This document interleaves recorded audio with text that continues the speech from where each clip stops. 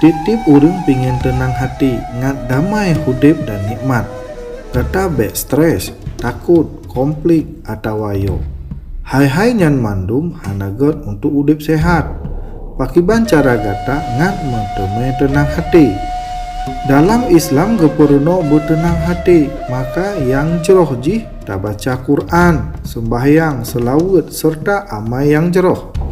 Misalji ramai orang merasa kalah gepubut buatnyan, tapi mantong gerasa gelisah. Yo atawa terbakut akan.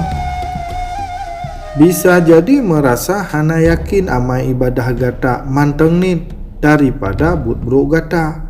Mungkin nade syaraya yang mekalu. Saboh cara ji ngat na hati yang tenang. Sebetulnya le umat agama yang na hati dan senang, bah di dunia atau di akhirat. Kiban cara ji? Pekeh gata na nepeleh mandum stres, atau gata hana mode syale, ngomanan? Gata kana turi Allah melalui Raja Damai, na ke Isa Al-Masih. Isa Al-Masih le gelar yang ditulis dalam Quran dan kitab Taurat, Zabur dan Injil. Antara ji Al-Masih, kalimatullah, kebenaran, rahmat, gembala dan penuntun. Na dua boh tu cukup penting na ke Raja Damai dan perantara. Pakon Isa gebi dua boh gelarnya. Karena Isa kalih gekurban meninggai untuk gata.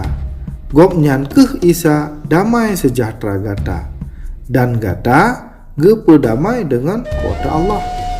Meskipun gatanya mandum medesya, gata baik gelisah atau temakut kemati, jadi gata metobat dan beriman ke Isa Al-Masih serta pertolongan gopnyan. Pada Allah kagem janji gepe ampun titip desa gata. Isa geme janji geba mandum pengikut gopnyan dalam syurga. Isa cit geme janji jamai sejahtera di dunia. Nedengo kedua boh titah isanyo.